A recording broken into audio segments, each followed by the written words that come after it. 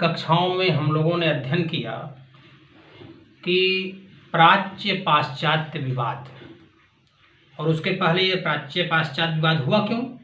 क्योंकि 1813 का आज्ञापत्र आया, और 1813 के आज्ञापत्र में जो चार्टर एक्ट 1813 आया, उसमें धारा 43 में 1 लाख रुपए व्यय करने की बात कही गई।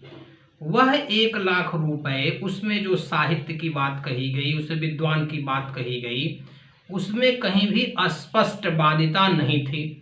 और इसी 1 लाख रुपए की धनराशि को खर्च करने को लेकर के विवाद छिड़ गया।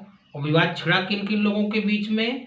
प्राच्यवादी और पाश्चात्यवादी। प्राच्यवादी का मतलब होता है जो हिंदी, संस्कृत, अरबी, फारसी को मानने वाले लोग थे, उनके विद्वान थे। तो वो लोग चाहने लगे कि हमारे भाषाओं पर, हमारे साहित्य पर, हमारे विद्वानों पर ये धन खर्च किया जाए, 1 लाख रुपए की धनराशि। और पाश्चात्यवादी जो लैटिन भाषा को मानते थे, जो अंग्रेजी भाषा को मानते थे, जो यूरोपीय साहित्य को मानते थे, अंग्रेजी साहित्य को मानते थे, वो चाहने लगे कि ये पाश्चात्य विद्वानों पर, पाश्चात्य साहित्य पर खर्च किया जाए। तो ये एक तरह का जो विवाद छिड़ा प्राच्यवादी सोच के बीच में और पाश्चात्यवादी के, तो ये प्राच्य पाश्चात्य विवाद के नाम से प्रसिद्ध हुआ। तो प्राच्यवादी वर्ग एक बन गया और एक पाश्चात्यवादी वर्ग बन गया।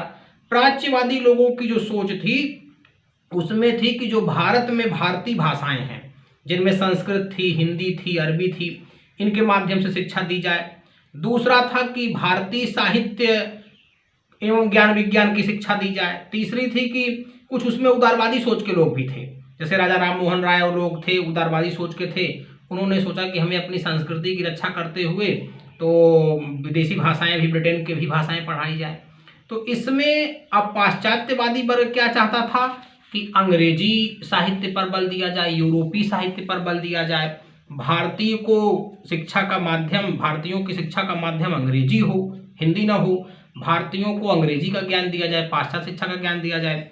और कुछ कट्टरवादी उसमें ऐसे थे पाश्चात्यवादी में जो ईसाई धर्म के समर्थक थे, वो ईसाई धर्म को अनिवार्य करने की बात करना चाहते थे। तो इस तरीके से 20 वर्ष तक कोई शिक्षा नीति नहीं बन पाई, क्योंकि वो धन कैसे खर्च होगा, इन दोनों लोगों के बीच में विवाद हो गया। और उसी के बीच में तमाम मिशनरियों के कार्य हुए। ईसाई मिशनरियाँ काम करती रहीं और कुछ गैर ईसाई मिशनरियाँ रहीं, वो भी कार्य करती रहीं।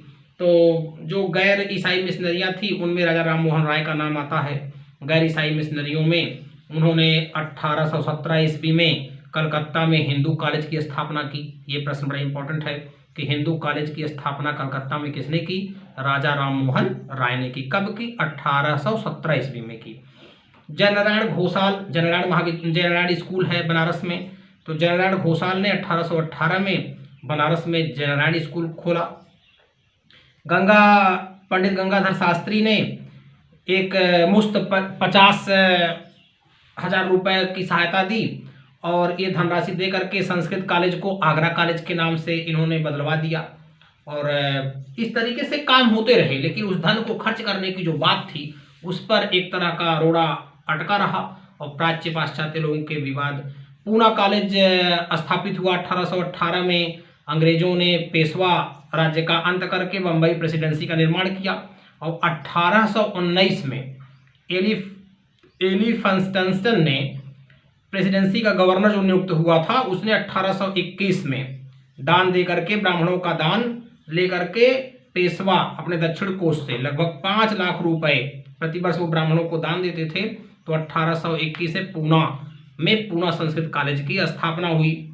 तो ये दक्षिण कोष से लगभग 5 लाख रुपए प्रतिवर्ष ब्राह्मणों को दान मिलता था। उसी दक्षिण कोष से 1821 में पूना में संस्कृत कॉलेज की स्थापना हुई।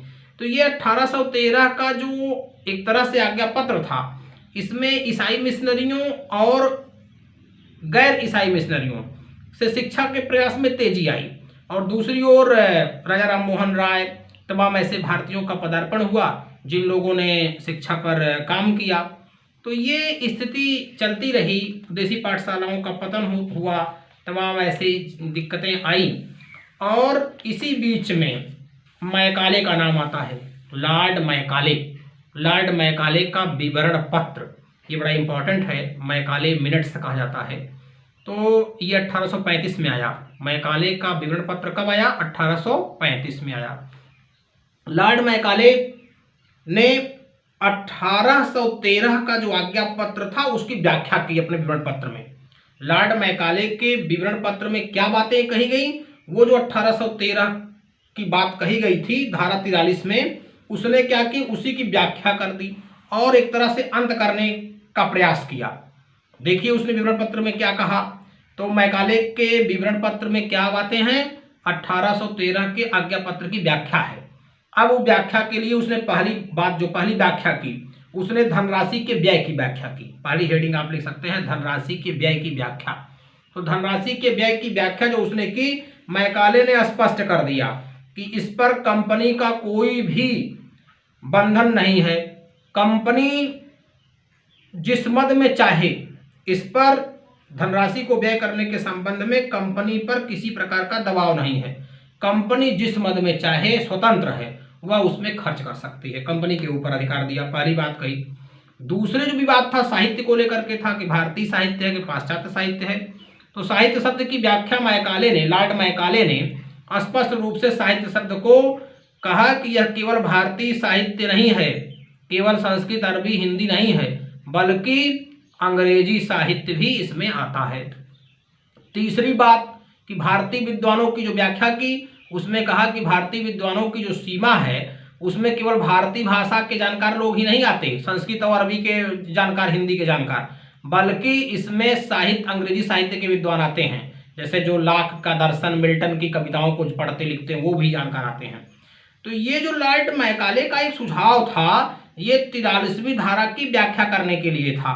और ये उनके जो विचार थे, ये सुझाव थे, उसमें कहीं ना कहीं से एक झलक ये मिली कि उसने पाश्चात्य की तरफ झुकाव उसका था, पाश्चात्यवादी की तरफ उसका झुकाव बना।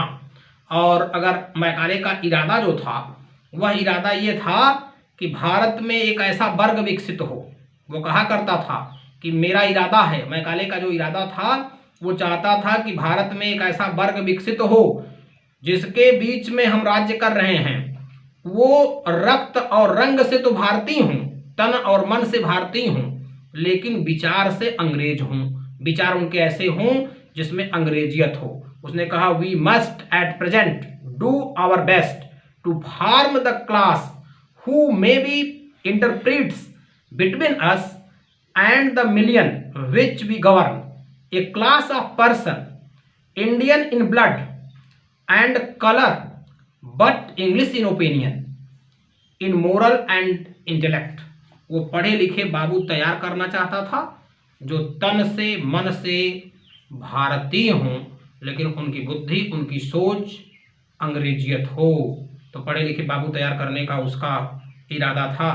तो मैकाले का विवरण पत्र आया और मैकाले के विवरण पत्र से 1813 का जो विवाद था वो सुलझा नहीं। उसने इसके बाद एक डाउन फिल्ट्रेशन थियरी आई।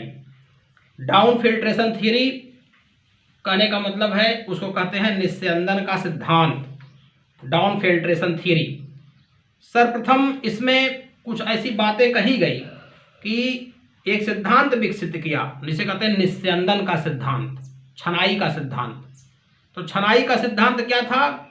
इसमें यह कहना था कि शिक्षा उच्च वर्ग के लोगों को दे दी जाए, शिक्षा उच्च वर्ग के लोगों को दे दी जाए और वह छन करके, सभी को पढ़ाने की जरूरत नहीं है, केवल उच्च वर्ग के लोगों को शिक्षित किया जाए और वह छन करके निम्न वर्ग में आ जाएगी।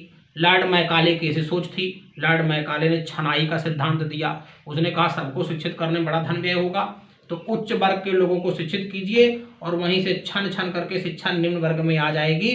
इसे कहते हैं डाउन फिल्ट्रेशन थियरी, निस्यंदन का सिद्धांत, अधोगामी सिद्धांत या छनाई का सिद्धांत, ये सब उसके नाम हैं।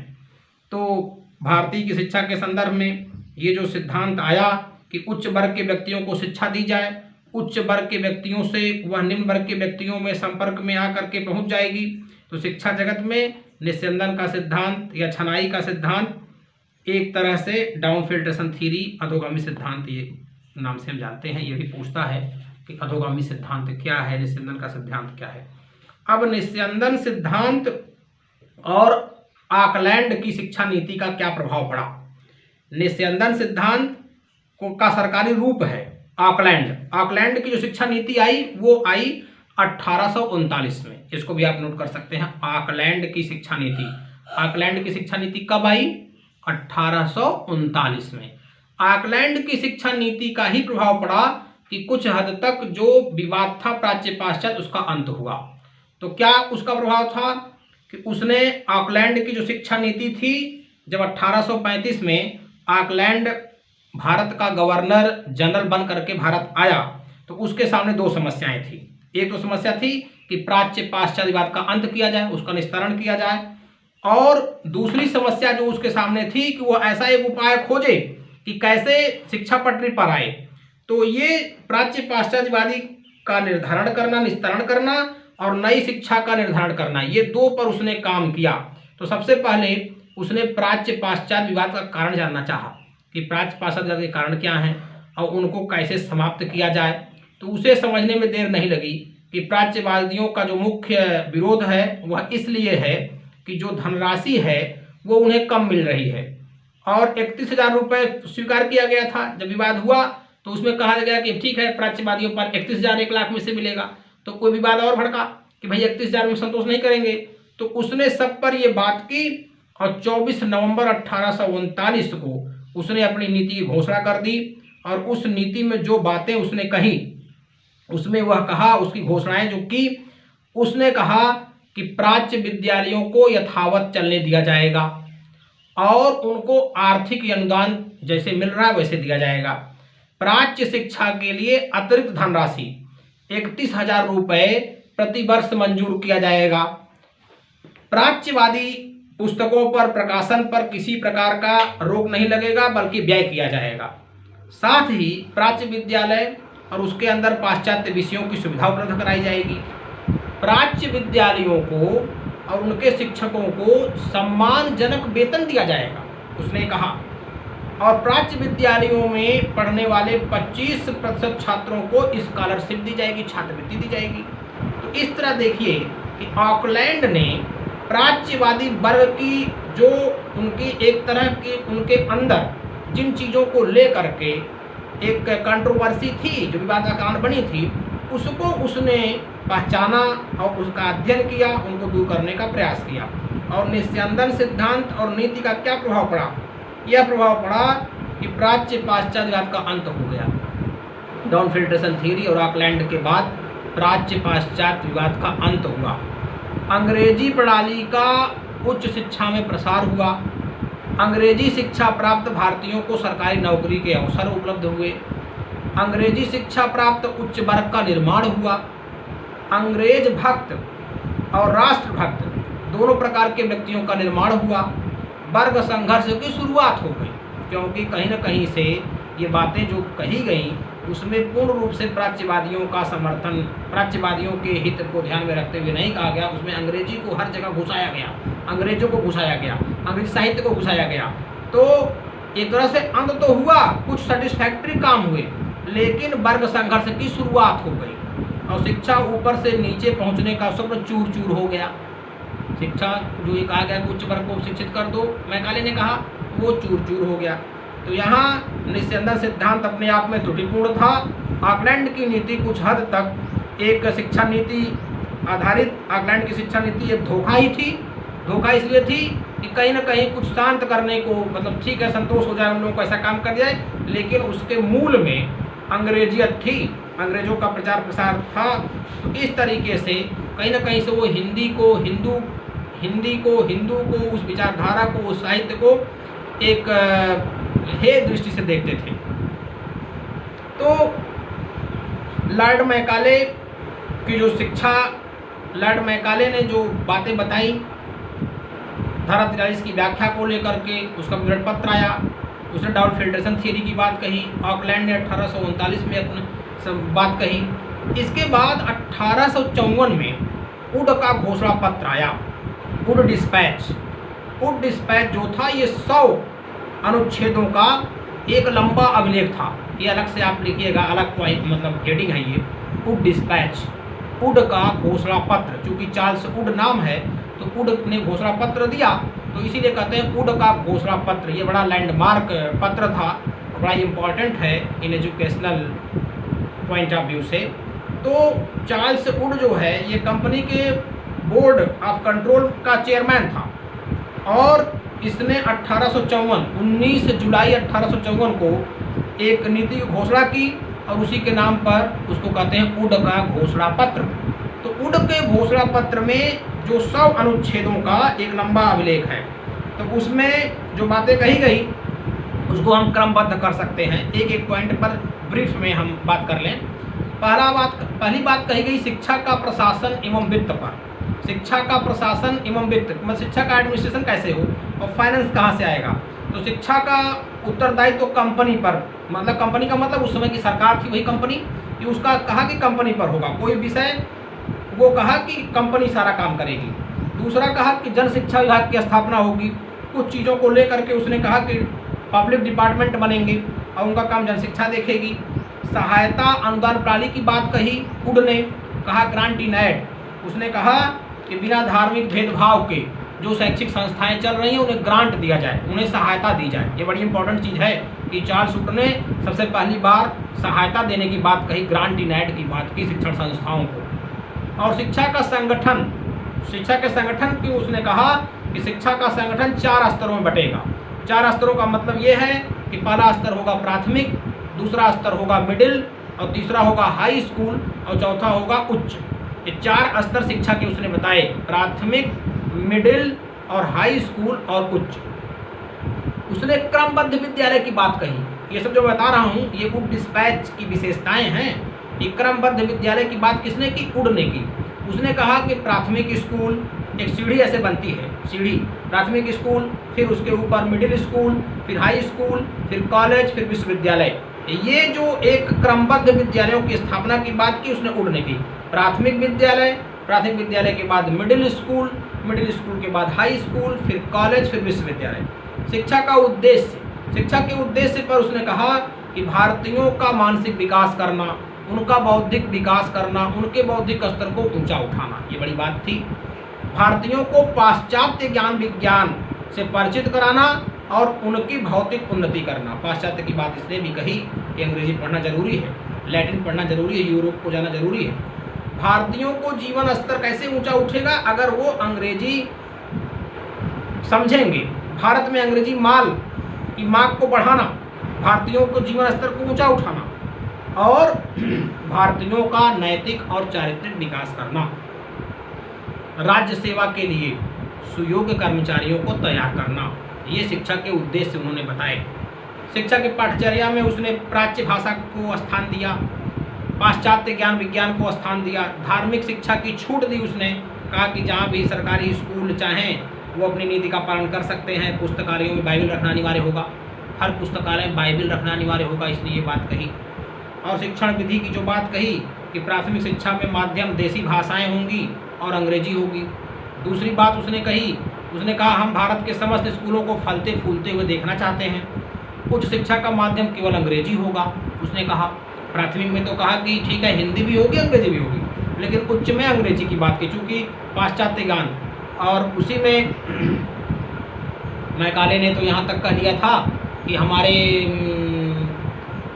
पूरा भारत की, हमारे यहाँ का साहित्य इतना विशाल है कि भारत में, भारत की तमाम अलमारियाँ, भारत का तमाम साहित्य, भारत में जितना भी साहित्य है वो हमारे यूरोप की केवल एक अलमीरा के बराबर है। उसने भारत के साहित्य को, भारत के लोगों को बड़ा तुच्छ समझा और कहा कि पूरा भारतीय साहित्य, पूरा भारतीय ज्ञान, पूरा भारत की अलमारियाँ, पूरा भारत का साहित्य हमारे यूरोप की एक अलमारी के बराबर है। कहने का मतलब कि यूरोप का साहित्य, यूरोप की अलमारियाँ इतनी विशाल हैं। तो इतनी तुच्छ बात, इतनी छोटी सोच मैकाले ने कही थी और डाउट फिल्ट्रेशन थियरी दी थी। लेकिन वुड का जो डिस्पैच आया उसमें कुछ अच्छी बातें आई। अंग्रेजी की बात तो सभी ने कही थी, उच्च शिक्षा में भी इसने भी कहा। शिक्षक वुड घोषणा पत्र में शिक्षकों के स्तर को ऊपर उठाने की बात कही गई और वेतन बढ़ाने की बात कही गई, ये बड़ी अच्छी बात थी। स्टूडेंट को लेकर के उसने कहा कि विद्यालय में जो पढ़ने वाले छात्र हैं, निर्धन छात्रों को, गरीब छात्रों को स्कॉलरशिप दी जाएगी, छात्रवृत्तियाँ दी जाएंगी। शिक्षण संस्थाओं की स्थापना की जाए। उसने कहा कि भिन्न भिन्न शिक्षण संस्थाएं खोली जाएंगी, व्यावसायिक विद्यालयों की स्थापना की जाएगी, विश्वविद्यालयों की स्थापना की जाएगी। और इसी घोषणा पत्र की तर्ज पर भारत में लंदन विश्वविद्यालय के आदर्श पर कलकत्ता और बम्बई विश्वविद्यालय स्थापित किए जाएंगे। और इसके बाद मद्रास और अन्य स्थानों पर विश्वविद्यालय खोले जाएंगे। जन शिक्षा की बात कही, लोक जनसंख्या शिक्षा की बात कही, स्त्री शिक्षा की बात की, बालिकाओं को उसने विद्यालयों को विशेष अनुदान देने की बात की, बालिका विद्यालय खोले जाएं, उनको विशेष अनुदान मिली। स्त्री शिक्षा को प्रोत्साहन देने की बात कही, मुसलमानों की शिक्षा की बात कही और कहा कि मुस्लिम बच्चों के लिए विशेष स्कूल खोले जाएं। कुछ ड्रॉबैक रहा ये, कहीं ना कहीं से एक संप्रदाय की बात कह दी। मुस्लिम बच्चों को स्कूल को आकर्षित किया जाए। व्यावसायिक शिक्षा की बात कही, शिक्षक शिक्षा की बात की, टीचर एजुकेशन। कहने का मतलब कि आजकल जो ABTC, DLED, B.Ed, NTT सब चल रहे हैं, तो सबसे पहली बार घोषणा पत्र में कई बात कही गई और कहा गया कि शिक्षक शिक्षा की आवश्यकता पर बल देना चाहिए और भारत में इंग्लैंड के शिक्षक प्रशिक्षण की तरह यहाँ प्रशिक्षण खोले जाएं। ये तमाम बातें। धार्मिक शिक्षा की बात कही, धार्मिक शिक्षा में तटस्थता की नीति की बात कही गई। दूसरी ओर मिशन, धार्मिक शिक्षा के संबंध में इसमें एक और धार्मिक तटस्थता की बात कही गई और दूसरी ओर मिशन स्कूलों को धर्म शिक्षा देने की छूट दे दी गई। तो सभी सरकारी स्कूलों में पुस्तकालयों में बाइबल रखना अनिवार्य कर दिया गया। ये कुछ दोष थे जो मुस्लिम शिक्षा की बात कह देना और धार्मिक शिक्षा की तटस्थता तो कहना, लेकिन कहीं ना कहीं ईसाई धर्म का प्रचार करने के लिए भाई सबके लिए बराबर धर्म की बात करनी चाहिए, धर्म संभाव की बात नहीं कही, बाइबल रखना अनिवार्य कर दिया। ये सब कुछ उड की जो नीतियाँ थी 1854 में उड घोषणा पत्र आया, तो इसको आप बढ़िया से देख लीजिएगा। और इसीलिए उड के घोषणा पत्र को भारतीय शिक्षा का महाधिकार पत्र कहा जाता है। Magna carta of Indian education 1854 का जो घोषणा पत्र है, जेम्स महोदय ने इसे मैग्ना कार्टा ऑफ एजुकेशन कहा, भारतीय शिक्षा का महाधिकार पत्र कहा, क्योंकि उड का घोषणा पत्र भारत का पहला सरकारी दस्तावेज था जिसमें सरकार की शिक्षा नीति और योजना की पूरी रूपरेखा प्रस्तुत की गई। और अगर ध्यानपूर्वक देखा जाए, समझा जाए, तो आधुनिक भारतीय शिक्षा की जो प्रणाली थी मूल रूप में इसी आधार पर विकसित हुई। धन्यवाद।